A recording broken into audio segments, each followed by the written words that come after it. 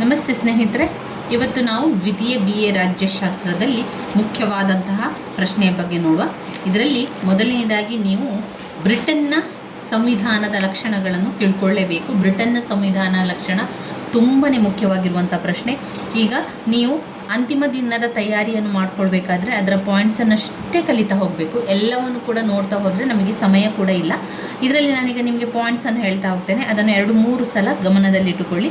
ಬ್ರಿಟನ್ನ ಬ್ರಿಟನ್ ಸಂವಿಧಾನದ ಎಲ್ಲಿದೆ ಅದು ಘಟಕ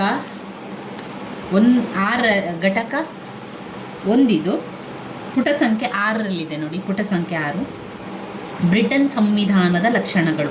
1, ಅಲಿಖಿತ ಅಥವಾ ಬರೆದಿಡದ ಸಂವಿಧಾನ. ಅಲಿಖಿತ ಅಥವಾ ಬರೆದಿಡದ ಸಂವಿಧಾನ ಅಂದರೆ ಅಲ್ಲಿ ಅವರ ಸಂಪ್ರದಾಯಗಳಿರ್ಬೋದು, ಅಲ್ಲಿನ ಪದ್ಧತಿಗಳಿರ್ಬೋದು, ಅಲ್ಲಿನ ರೂಢಿ, ಅವರ ಒಪ್ಪಂದದ ಪ್ರಕಾರ ಬ್ರಿಟನ್ ಸಂವಿಧಾನ ಯಾವ ರೀತಿಯಾಗಿರ್ತದೆ ಅಂತ ಹೇಳಿದರೆ ಬರೆದು ಇಡುವುದಿಲ್ಲ. ಅಲ್ಲಿ ಬರೆದಿಡದ ಸಂವಿಧಾನ ಇರುವಂಥದ್ದು, ಅಲಿಖಿತವಾಗಿರುವಂಥದ್ದು. ಅಲಿಖಿತ ಅಥವಾ ಬರೆದಿಡದ ಸಂವಿಧಾನ. 2, ನಮ್ಯ ಸಂವಿಧಾನ. ಅಲ್ಲಿ ಬ್ರಿಟನ್ ಸಂವಿಧಾನವು ನಮ್ಯವಾಗಿರ್ತದೆ. ಆ ಸಂವಿಧಾನವನ್ನು ತಿದ್ದುಪಡಿಯನ್ನು ಸಾಮಾನ್ಯ ಕಾನೂನುಗಳನ್ನು ರಚಿಸುವ ರೀತಿಯಲ್ಲಿಯೇ ಅದನ್ನು ಮಾಡುವುದರಿಂದ ಅದು ನಮ್ಯ ಸಂವಿಧಾನವಾಗಿದೆ. ಅಲಿಖಿತ ಅಥವಾ ಬರೆದಿಡದ ಸಂವಿಧಾನ. 2, ನಮ್ಯ ಸಂವಿಧಾನ. 3, ಸಂಸತ್ತಿನ ಪರಮಾಧಿಕಾರ. ಬ್ರಿಟನ್ ಸಂವಿಧಾನವು ಸಂಸತ್ತಿನ ಪರಮಾಧಿಕಾರಕ್ಕೆ ಅವಕಾಶ ಕಲ್ಪಿಸಿದ್ದು, ಇದರ ಪ್ರಕಾರ ಸಂಸತ್ತು ಯಾವುದೇ ಕಾನೂನನ್ನು ರಚಿಸುವಂತಹ, ಅವುಗಳನ್ನು ರದ್ದುಪಡಿಸುವಂತಹ ಸಂಪೂರ್ಣ ಅಧಿಕಾರ ಸಹ ಅದು ಹೊಂದಿದೆ. ಸಂಸತ್ತಿನ ಪರಮಾಧಿಕಾರ. 4, ಸಂವಿಧಾನ ಸಿದ್ಧಾಂತ ಹಾಗೂ ಕಾರ್ಯಾಚರಣೆಯಲ್ಲಿ ವಿಭಿನ್ನತೆ. ಸಂವಿಧಾನ ಸಿದ್ಧಾಂತ ಹಾಗೂ ಕಾರ್ಯಾಚರಣೆಯಲ್ಲಿ ವಿಭಿನ್ನತೆ ಅಂದರೆ ರಾಜನ ಕೈಕೆಳಗೆ ಕಾರ್ಯವನ್ನು ನಿರ್ವಹಿಸಲಾಗುತ್ತದೆ. ಸಂವಿಧಾನ ಸಿದ್ಧಾಂತ ಮತ್ತು ಕಾರ್ಯಾಚರಣೆಯಲ್ಲಿ ವಿಭಿನ್ನತೆ. ಅಲಿಖಿತ ಅಥವಾ ಬರೆದಿಡದ ಸಂವಿಧಾನ. ನಮ್ಯ ಸಂವಿಧಾನ. ಸಂಸತ್ತಿನ ಪರಮಾಧಿಕಾರ. ಸಂವಿಧಾನ ಸಿದ್ಧಾಂತ ಹಾಗೂ ಕಾರ್ಯಾಚರಣೆಯಲ್ಲಿ ವಿಭಿನ್ನತೆ. 5, ಏಕಾತ್ಮಕ ಮಾದರಿಯ ಸರಕಾರ. 6, ಸಂಸದೀಯ ಕಾರ್ಯಾಂಗ ವ್ಯವಸ್ಥೆ. ಸಂಸದೀಯ ಸರಕಾರ ವ್ಯವಸ್ಥೆ ಇರುವಂಥದ್ದು ಅಂದರೆ ಇಲ್ಲಿ ರಾಜನೇ ಮುಖ್ಯಸ್ಥನಾಗಿದ್ದರೂ ಕೂಡ ಕೇವಲ ನಾಮಮಾತ್ರವಾಗಿ ಮಾತ್ರ ರಾಜನು ಇರ್ತಾನೆ. ಮತ್ತೆಲ್ಲವೂ ಕೂಡ ಸಂಸದೀಯ ಕಾರ್ಯಾಂಗ ವ್ಯವಸ್ಥೆಯೇ ಹೊಂದಿರುವಂಥದ್ದು. ಕಾನೂನಿನ ಅಧಿಪತ್ಯ. ಬ್ರಿಟನ್ ಸಂವಿಧಾನದ ಮೂಲ ತತ್ವವಾದಂತಹ ಕಾನೂನಿನ ಅಧಿಪತ್ಯವು ಬ್ರಿಟನ್ನ ಒಂದು ವೈಶಿಷ್ಟ್ಯ. ಇದರ ಪ್ರಕಾರ ಪ್ರತಿಯೊಬ್ಬನೂ ಕೂಡ ರಾಷ್ಟ್ರದಲ್ಲಿ ಕಾನೂನಿನ ಅಡಿಯಲ್ಲಿ ಸರಿಸಮಾನ. ಕಾನೂನಿನ ಅಧಿಪತ್ಯ. ದ್ವಿಪಕ್ಷ ಪದ್ಧತಿ. ಬ್ರಿಟನ್ನಿನಲ್ಲಿ ದ್ವಿಪಕ್ಷ ಪದ್ಧತಿ ಇದೆ, ಅಂದರೆ ಬಹುಪಕ್ಷ ಪದ್ಧತಿಗೆ ಅವಕಾಶವಿದ್ದಾಗ್ಯೂ ಪ್ರಾರಂಭದ ದಿನದಿಂದಲೂ ಕೂಡ ಅಲ್ಲಿ ಜನತೆ ದ್ವಿಪಕ್ಷ ಪದ್ಧತಿಯನ್ನು ಬೆಂಬಲಿಸುತ್ತಿರುವುದು ಜನತೆಯ ರಾಜಕೀಯ ವೈಚಾರಿತ್ಯತೆಯನ್ನು ಪ್ರತಿಬಿಂಬಿಸುವಂಥದ್ದು. ದ್ವಿಪಕ್ಷ ಪದ್ಧತಿ.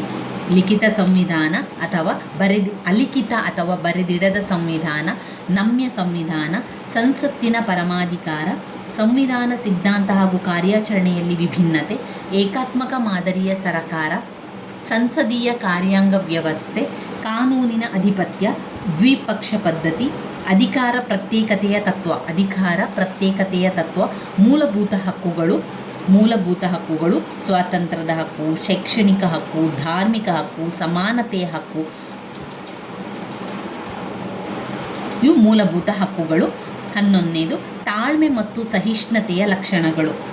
ಇಲ್ಲಿ ಮೊದಲನೆಯ ಚಾರ್ಲ್ಸ್ನ ಕೊಲೆಯಾದ ನಂತರ ನಿರಂಕುಶ ರಾಜಪ್ರಭುತ್ವಕ್ಕೆ ಬದಲಾಗಿ ಪ್ರಜಾಪ್ರಭುತ್ವವನ್ನು ತಾಳ್ಮೆ ಮತ್ತು ಶಾಂತಿಯುತವಾಗಿ ಅಸ್ತಿತ್ವಕ್ಕೆ ತರಲಾಗಿದೆಯೇ ವಿನಃ ಕ್ರಾಂತಿಯ ಮೂಲಕ ಅಲ್ಲ. ತಾಳ್ಮೆ ಮತ್ತು ಸಹಿಷ್ಣುತೆಯ ಲಕ್ಷಣಗಳು.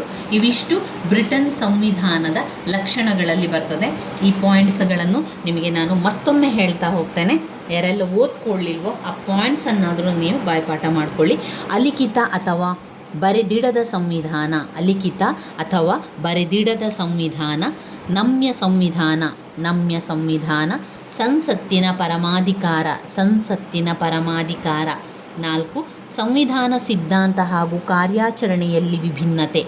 ಸಂವಿಧಾನದ ಸಿದ್ಧಾಂತ ಹಾಗೂ ಕಾರ್ಯಾಚರಣೆಯಲ್ಲಿ ವಿಭಿನ್ನತೆ. ಏಕಾತ್ಮಕ ಮಾದರಿಯ ಸರಕಾರ. ಏಕಾತ್ಮಕ ಮಾದರಿಯ ಸರಕಾರ. ಏಕಾತ್ಮಕ ಮಾದರಿಯ ಸರಕಾರ. ಸಂಸದೀಯ ಕಾರ್ಯಾಂಗ ವ್ಯವಸ್ಥೆ. ಸಂಸದೀಯ ಕಾರ್ಯಾಂಗ ವ್ಯವಸ್ಥೆ. ಕಾನೂನಿನ ಅಧಿಪತ್ಯ. ಕಾನೂನಿನ ಅಧಿಪತ್ಯ. ದ್ವಿಪಕ್ಷ ಪದ್ಧತಿ. ದ್ವಿಪಕ್ಷ ಪದ್ಧತಿ. ಅಧಿಕಾರ ಪ್ರತ್ಯೇಕತೆಯ ತತ್ವ. ಅಧಿಕಾರ ಪ್ರತ್ಯೇಕತೆಯ ತತ್ವ. ಮೂಲಭೂತ ಹಕ್ಕುಗಳು. ಮೂಲಭೂತ ಹಕ್ಕುಗಳು. ತಾಳ್ಮೆ ಮತ್ತು ಸಹಿಷ್ಣುತೆಯ ಲಕ್ಷಣಗಳು. ತಾಳ್ಮೆ ಮತ್ತು ಸಹಿಷ್ಣುತೆಯ ಲಕ್ಷಣಗಳು. ಇವಿಷ್ಟು ನಮ್ಮ ಸಂವಿಧಾನ, ಬ್ರಿಟನ್ ಸಂವಿಧಾನದ ಲಕ್ಷಣಗಳಲ್ಲಿ ಬರುವಂಥದ್ದು. ಈ ಪಾಯಿಂಟ್ಸ್ಗಳನ್ನು ಬಾಯ್ಪಾಠ ಮಾಡಿಕೊಳ್ಳಿ. ವೆರಿ ವೆರಿ ಇಂಪಾರ್ಟೆಂಟ್ ಆಗಿರುವಂತಹ ಪ್ರಶ್ನೆ ಆಗಿರುವಂಥದ್ದು ಸ್ನೇಹಿತರೆ.